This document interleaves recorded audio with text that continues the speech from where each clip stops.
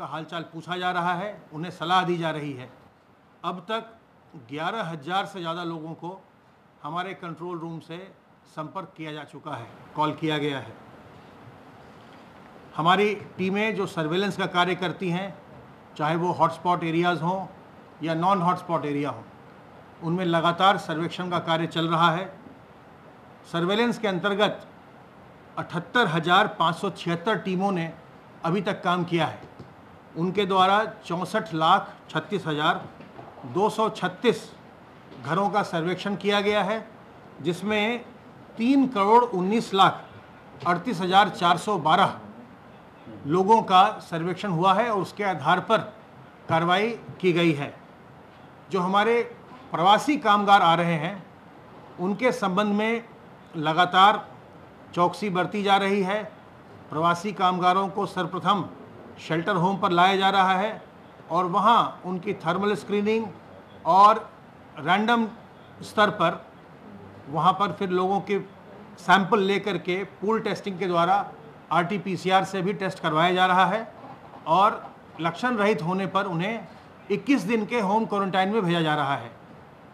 इस समय सबसे महत्वपूर्ण भूमिका ग्राम निगरानी समिति और मोहल्ला निगरानी समिति की है, जिनको बड़ी मजबूती से इस बात को सुनिश्चित करना है कि जिन प्रवासी कामगारों को या अन्य प्रवासियों को जिन्हें होम क्वारंटाइन में भेजा जा रहा है, उन्हें प्रत्येक दशा में उस क्वारंटाइन का पालन करवाया जाए और संक्रमण को रोकने के लिए जो कम्युनिटी सर्वेलेंस की स्ट्रैटेजी हमने राज्य में बनवाई है, ये इस समय बहुत ही मजबूती से अगर काम करती है तो प्रदेश के जनता को इसका बहुत बड़ा व्यापक लाभ मिलेगा। माननीय मुख्यमंत्री जी ने इस संबंध में कल सभी जिलाधिकारियों से, पुलिस अधिकारियों के साथ वीडियो कॉन्फ्रेंसिंग भी किया था और उन्होंने जो कम्युनिटी सर्वेलेंस का मॉडल है उत्तर प्रदेश का, उसको बहुत ही मजबूती से लागू करवाने का निर्देश दिया है। जो भी प्रवासी कामगार होम क्वारंटाइन में जा रहे हैं, उनके स्वास्थ्य की जानकारी आशा वर्कर्स के द्वारा लगातार प्राप्त की जा रही है। जो उनके द्वारा सर्वेक्षण घर घर का किया जाता है, जिन घरों पर भी फ्लायर लगा होता है कि ये होम क्वारंटाइन में है, उनके संबंध में सूचना एकत्र कर फिर हमारे पोर्टल पर डाला जाता है। अभी तक आशा वर्कर्स के द्वारा 3,72,000 से ज़्यादा प्रवासी कामगारों का, उनके स्वास्थ्य का सर्वेक्षण किया गया है, जिसमें हमें 414 लोग ऐसे मिले हैं जिन्हें कोई न कोई लक्षण है, सांस लेने की तकलीफ़ है या उनको इन्फ्लुएंजा के जैसे लक्षण हैं। उन सबों की सैम्पलिंग करके उनके टेस्टिंग की जा रही है और टेस्टिंग में जो परिणाम आएगा उसके आधार पर अग्रेतर कार्रवाई की जाएगी।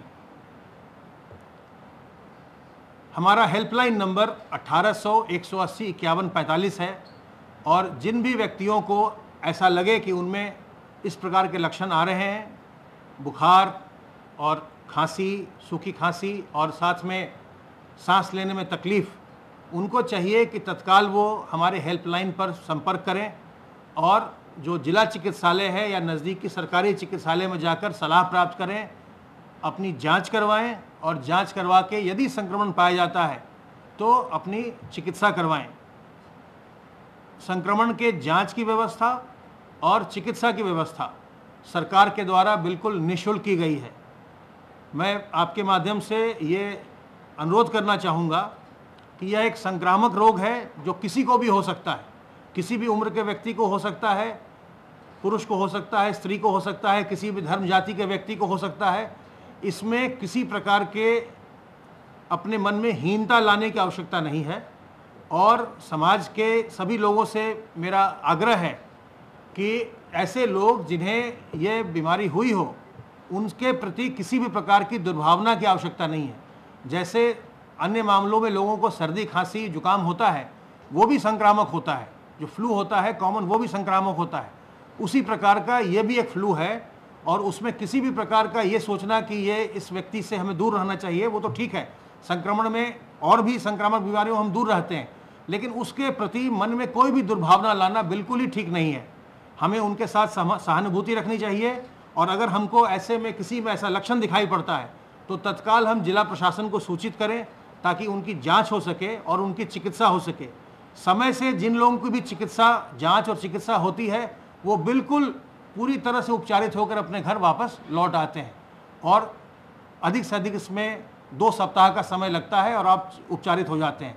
इसलिए जैसे ही आपको लक्षण लगें तत्काल आगे आइए, सरकार आपके लिए मुफ्त चिकित्सा की और जांच की व्यवस्था करेगी। और एक बार फिर से मैं ये अनुरोध करूं कि इसकी न तो अभी कोई विशेष कोई दवा है, न ही कोई वैक्सीन है। लक्षणों के आधार पर इसका उपचार होता है, इसलिए सावधान रहकर इस संक्रामक बीमारी से बचाव करना ही सबसे महत्वपूर्ण रास्ता है। साबुन और पानी से अपने हाथ को बार बार धोते रहें। अपने जब भी सार्वजनिक स्थल में जाएं तो अपने मुंह और नाक को फेस कवर से, मास्क से, रुमाल से, दुपट्टे से, गमछे से ढक कर रखें। जब आप कहीं सार्वजनिक स्थल पर जाएं तो लोगों से दूरी बनाकर रखें, सोशल डिस्टेंसिंग रखें, कम से कम 2 गज की दूरी बनाएं। और सबसे महत्वपूर्ण बात कि अपने बुजुर्गों को, गर्भवती महिलाओं को और जिन लोगों को पहले से कोई बीमारी है, डायबिटीज़ है, कैंसर है, किडनी की बीमारी है, इन लोगों से बिल्कुल दूर रहें ताकि इन्हें किसी प्रकार का संक्रमण न होने पावे। जो लोग भी बुजुर्ग हैं या जिन्हें कोई पहले से बीमारी है, उनको संक्रमण होने पर उनमें बहुत जल्दी ये देखा जाता है कि उनकी तबीयत ज़्यादा खराब होती है। बाकी लोग, अधिकांश लोग बिना किसी लक्षण के ही वो 2 सप्ताह में ठीक हो जाते हैं। इसलिए हम इनसे दूर रहें। अगर प्रवासी कामगार जो हमारे आए हैं उनमें ये देखा जा रहा है कि काफ़ी लोग जो हम रैंडम लेवल पर हम सैंपलिंग करवा रहे हैं उसमें काफ़ी प्रतिशत में संक्रमण की बात सामने आ रही है, और इसीलिए हमारे जो संक्रमण की संख्या भी है वो पिछले कुछ दिनों में बढ़ी है।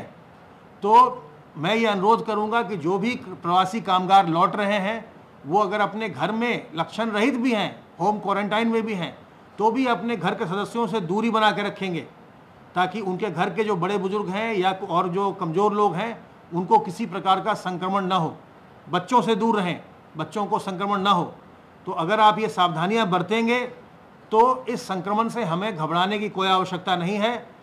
इसकी जो व्यवस्था है, त्रिस्तरीय चिकित्सा व्यवस्था है, उसके अंतर्गत बेड की, डॉक्टर्स की, दवाओं की, उपकरणों की, सबकी हमने पर्याप्त व्यवस्था की हुई है और सारी व्यवस्था निःशुल्क है। इसलिए इसमें किसी प्रकार के घबराने की ज़रूरत नहीं है। सावधान रह कर के जो बचाव के साधन हैं उनको अपनाते हुए हमें इससे अपना बचाव करना है और हमें इस संक्रमण को अपने परिवार से और समाज से दूर रखना है। अब मैं अनुरोध करूंगा अपर मुख्य सचिव गृह से कि वो अन्य बातें सब बताएंगे।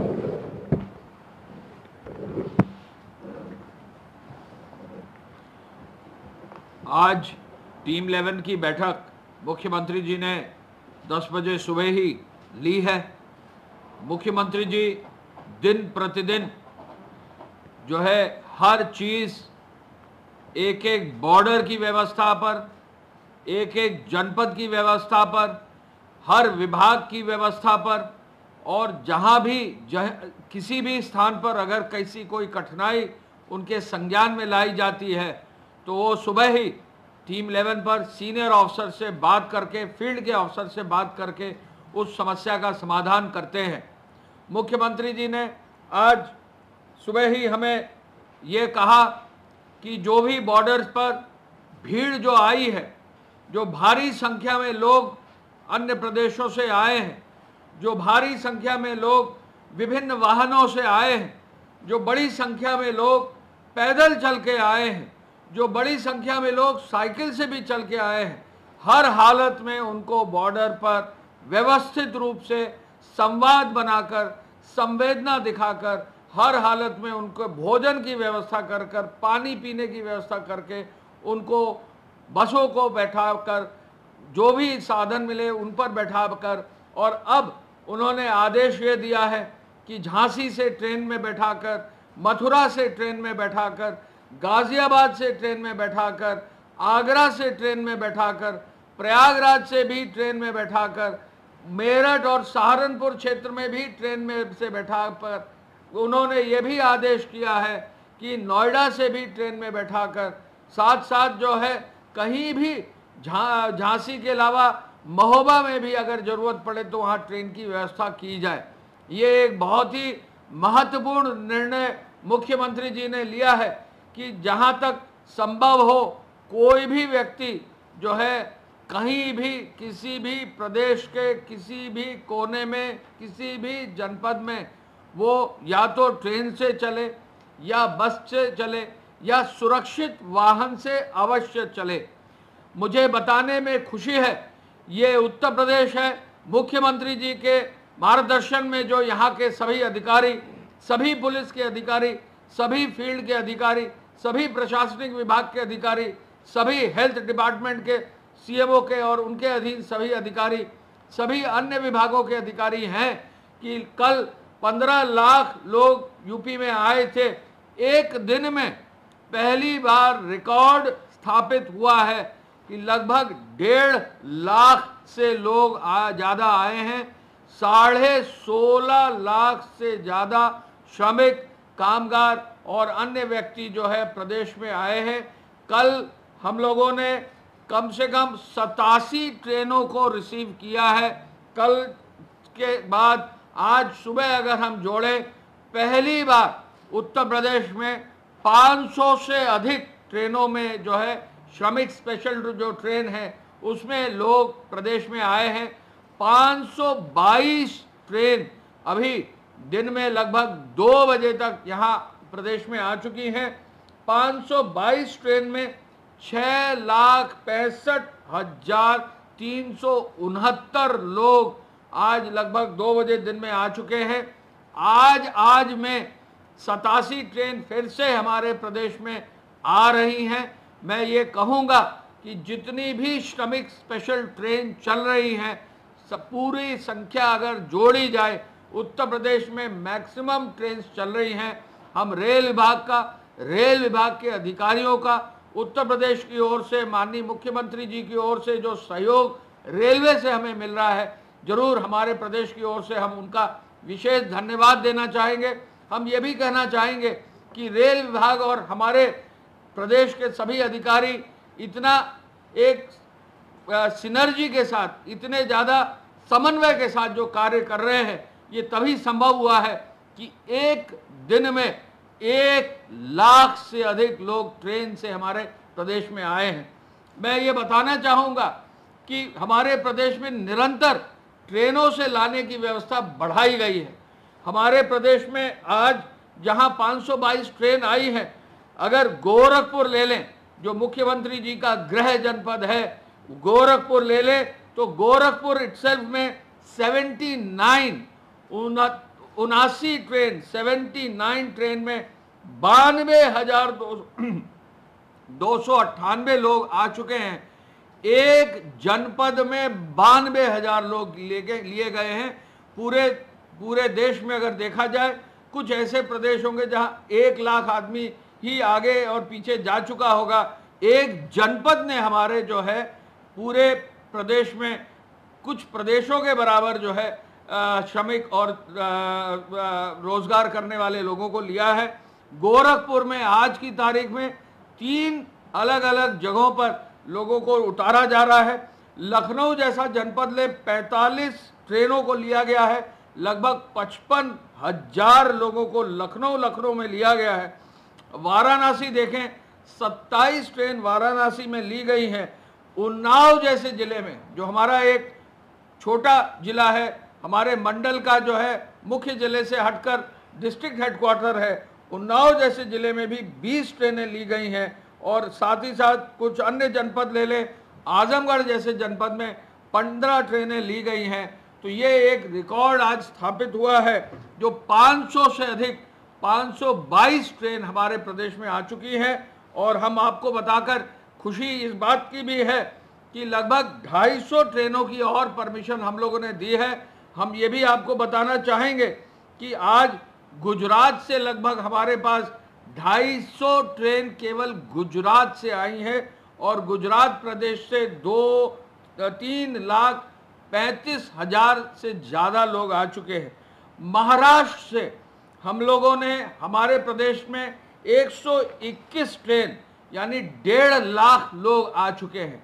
हमारी अब आह्वान है, मुख्यमंत्री जी ने आज अपील की है, मुख्यमंत्री जी ने पुनः कहा है, महाराष्ट्र राज्य से हम लोगों ने आज अनुरोध किया है, वहाँ किसी भी कारण से चूंकि ट्रेन इतनी संख्या में आ रही है, मुंबई शहर से आ रही हैं, पुणे से आ रही हैं, नासिक से आ रही हैं, अन्य शहरों से आ रही हैं, कोल्हापुर से आ रही हैं, शोलापुर से आ रही हैं, अन्य शहरों से जो है महाराष्ट्र से आ रहे हैं। महाराष्ट्र से जो आने वाले लोग हैं, चूंकि वहाँ ट्रेनें इतनी अधिक संख्या में लगाई गई हैं, कृपया किसी भी असुरक्षित वाहन से यहाँ न आए, आप सुरक्षित रूप से ट्रेनों से आएँ, ये आह्वान और अपील है। मुख्यमंत्री जी पुनः आज इस बात पर बल दिया है कि लोग असुरक्षित वाहनों से अन्य प्रदेशों से न आएँ। पंजाब प्रदेश से अब 91 ट्रेनों से अधिक आ चुके हैं लोग। 1 लाख से अधिक पंजाब से जो है उत्तर प्रदेश लोग आ चुके हैं। कुछ लोग पैदल चल के भी पंजाब से आए हैं, हरियाणा होकर हमारे बॉर्डर तक। हम लोग फिर अपील करना चाहेंगे, मुख्यमंत्री जी फिर ये कहना चाहेंगे लोग पैदल न चले। पंजाब से कल ट्रेन के अलावा बस से भी लाने की व्यवस्था की अनुमति दी गई है। तो हर हालत में, हर व्यवस्था के अनुरूप हमने पंजाब के अधिकारियों से, वहाँ के वरिष्ठ अधिकारियों से भी अनुरोध किया है कि वहाँ से लोग पैदल ना आएँ। हरियाणा से और राजस्थान से प्रतिदिन 150 से 200 बसें प्रतिदिन लोग जो है राजस्थान के लिए हाथरस से, हरियाणा के लिए बुलंदशहर के माध्यम से बसें आ रही हैं। वहाँ पर भी लोग कोशिश करें कि वो बसों से ही आएँ। राजस्थान से ट्रेन से भी व्यवस्था कर दी गई है, लगभग 5 से 8 ट्रेन राजस्थान से भी उत्तर प्रदेश के लिए चल रही है, वहाँ से भी लोग पैदल ना चलें। दिल्ली से कल ट्रेनें पहली बार हमारे प्रदेश में आई हैं और दिल्ली प्रदेश के लिए अब उनके प्रस्ताव पर 11 ट्रेन दिल्ली से प्रतिदिन चलेंगी उत्तर प्रदेश के लिए विभिन्न स्थानों पर। दिल्ली से भी हमारा जो भी वहाँ पर हमारे श्रमिक, हमारे कामगार, हमारे लोग हैं, हमारे जहाँ भी किसी भी रूप में जो है लोग आना चाहते हैं, मुख्यमंत्री जी का अनुरोध है, अपील है, उन्होंने विशेष रूप से अनुरोध किया है कि दिल्ली से भी कोई पैदल ना आए, असुरक्षित वाहन से ना आए, जिससे कि हमारे प्रदेश में व्यवस्था के अनुरूप लोग आ सकें। हमारे प्रदेश में हर व्यक्ति को सम्मान मिले, हमारे प्रदेश में हर व्यक्ति को भोजन पानी मिले, हर व्यक्ति की स्क्रीनिंग हो, हर व्यक्ति का डेटा कैप्चर करके स्किलिंग कैप्चर हो, हर व्यक्ति को सुरक्षित उनके घर तक पहुंचाया जाए और घर पर पहुंचाकर होम क्वारंटाइन कराया जाए। इसका आज पुनः टीम 11 की बैठक में मुख्यमंत्री जी ने आदेश दिया है। मैं आपको ये भी बताना चाहूँगा कि आज हमारे प्रदेश में जो ट्रेनें आ चुकी हैं, गुजरात, महाराष्ट्र, पंजाब के अलावा कर्नाटक से, राजस्थान से, तेलंगाना से, केरल से, तमिलनाडु से, दिल्ली से, आंध्र प्रदेश से, मध्य प्रदेश से, गोवा से और छत्तीसगढ़ से भी पहली ट्रेन हमारे प्रदेश में आ चुकी है। और शीघ्र ही त्रिपुरा, आसाम और उड़ीसा में भी जो लोग उत्तर प्रदेश के हैं उनके लिए भी व्यवस्था की जा रही है। माननीय मुख्यमंत्री जी ने आज कृषि विभाग के अधिकारियों को आज ये भी निर्देश दिया है कि प्रदेश के अंदर जो गेहूं क्रय केंद्र है उनको निरीक्षण करें, किसानों की उपज की खरीद में कहीं कोई दिक्कत ना हो। कोटे की दुकानों पर भी निरीक्षण करने का खाद्य विभाग के अधिकारियों को उन्होंने आदेश दिया है। उन्होंने आदेश ये भी दिया है कि जो भी हमारे क्वारंटाइन सेंटर हैं, जो हमारे कम्युनिटी किचन हैं, उनकी अच्छी व्यवस्था हो।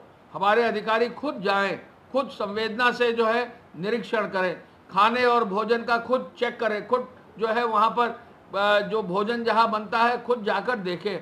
ऐसा जो है अपना सहयोग दें, ऐसा अपना मार्गदर्शन दें कि लगे कि वो एक परिवार, बड़े परिवार के रूप में है। हर व्यक्ति को जो है अपनाने के लिए, हर व्यक्ति का साथ देने के लिए हमारे अधिकारी रहें और आगे बढ़ें।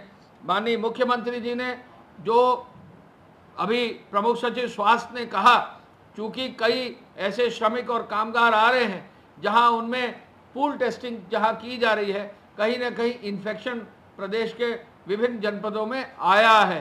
सभी ऐसे लोगों का उपचार करने के लिए, सभी ऐसे लोगों के जो पेशेंट्स हैं उनकी व्यवस्था करने का भी उन्होंने निरंतर बल दिया है। एक एक व्यक्ति को कोविड अस्पतालों में डालकर उनको जो है वहाँ पर व्यवस्थित रूप से उनका ट्रीटमेंट करके एक तरह से कर लीजिए हाई क्वालिटी का जो ट्रीटमेंट होता है, पहले स्टेज पर ही ऑक्सीजन की व्यवस्था, पहले स्टेज पर ही जो है वेंटिलेटर की व्यवस्था, पहले स्टेज पर ही वरिष्ठ मेडिकल टीम्स की व्यवस्था करके उन्होंने आदेश दिया है।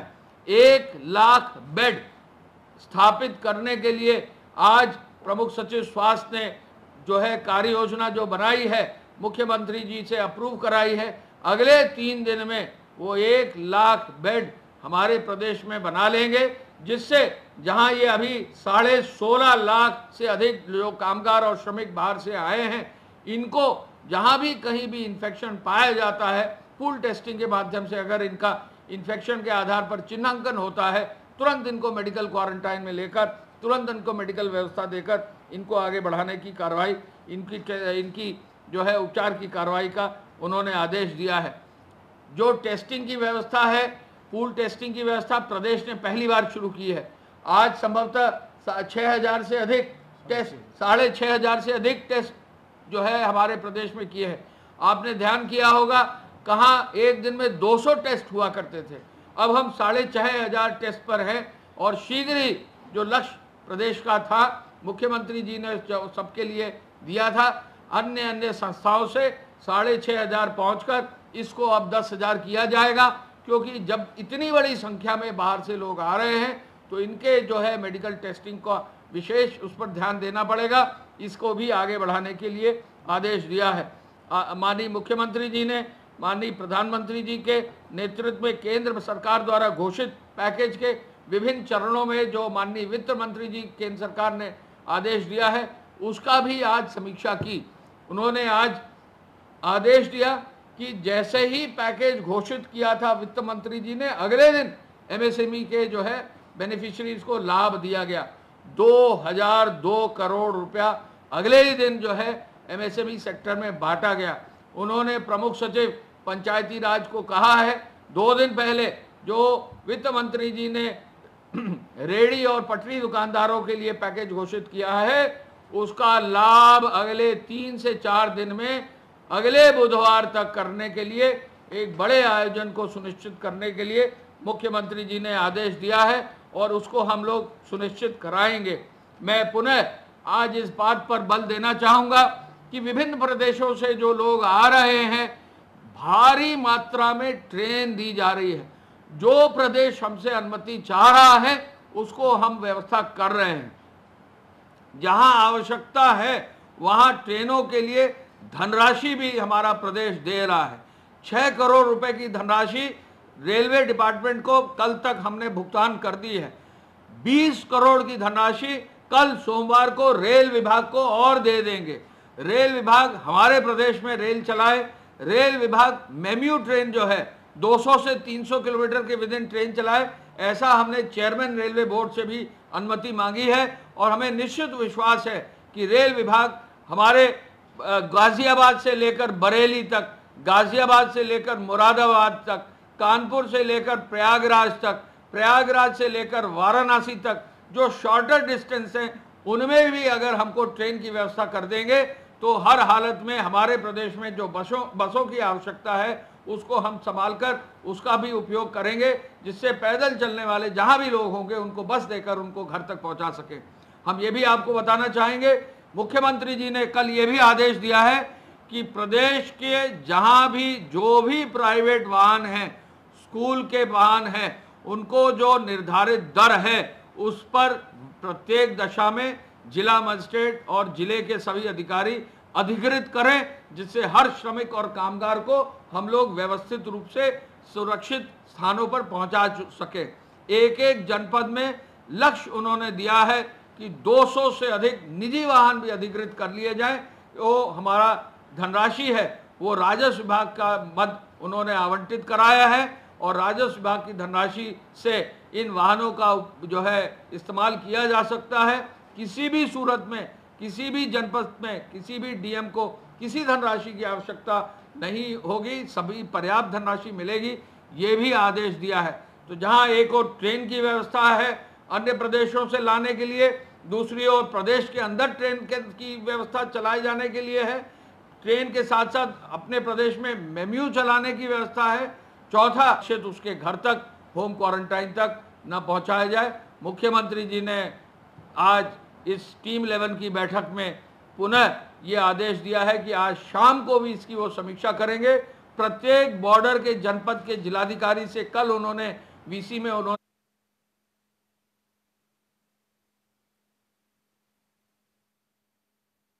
अवस्थी प्रेस कॉन्फ्रेंस कर तमाम वो जानकारियां दे रहे थे। आज टीम 11 के अधिकारियों के साथ जब मीटिंग के दौरान जो निर्देश दिए गए सीएम योगी आदित्यनाथ द्वारा, उसको लेकर भी ब्रीफिंग दे रहे थे। अब तक 16 लाख से अधिक श्रमिकों की वापसी हो गई है और जिस तरह से मजदूरों का पलायन जारी है, पैदल चलते हुए तस्वीर जो देखने को मिल रही है, उसे देखते हुए सीएम योगी आदित्यनाथ ने जो आदेश दिए हैं कि ज़्यादा से ज़्यादा ट्रेनें चलाई जाएँ और रेलवे विभाग से भी इस बारे में बातचीत हो चुकी है। तो तमाम जनपदों से व्यवस्था की जा रही है कि लोगों को लाया जाए या तो ट्रेन से या जहां ज़रूरत पड़ रही है वहां बसें भी चलाई जाएंगी। साथ ही साथ सुरक्षित वाहन, ये बात कही गई है कि सुरक्षित वाहन हो, ट्रकों में सवार होकर लोग जो है वो सफ़र ना करें। लगातार ये अपील की जा रही है योगी आदित्यनाथ द्वारा कि पैदल ना चले, जहां भी पैदल श्रमिक चलते नजर आए उनके लिए व्यवस्था की जाए, उनके जनपदों तक पहुंचाने की, क्योंकि संख्या अधिक है और ऐसे में उनका स्वास्थ्य परीक्षण भी ज़रूरी है। तो पहली स्क्रीनिंग जो होती है, त्रिस्तरीय व्यवस्था जिसकी बात की प्रमुख स्वास्थ्य सचिव अमित मोहन प्रसाद ने कि हमने त्रिस्तरीय व्यवस्था कर रखी है। तो पहली स्क्रीनिंग जो है उसमें करने के बाद 414 ऐसे श्रमिक हैं जिनमें लक्षण पाए गए थे, जिन्हें आइसोलेट किया गया है और जिन श्रमिकों को होम क्वारंटीन किया जा रहा है या क्वारंटीन सेंटर में रखा जा रहा है, उनसे भी ये बात कही जा रही है कि अगर उनमें लक्षण आते हैं,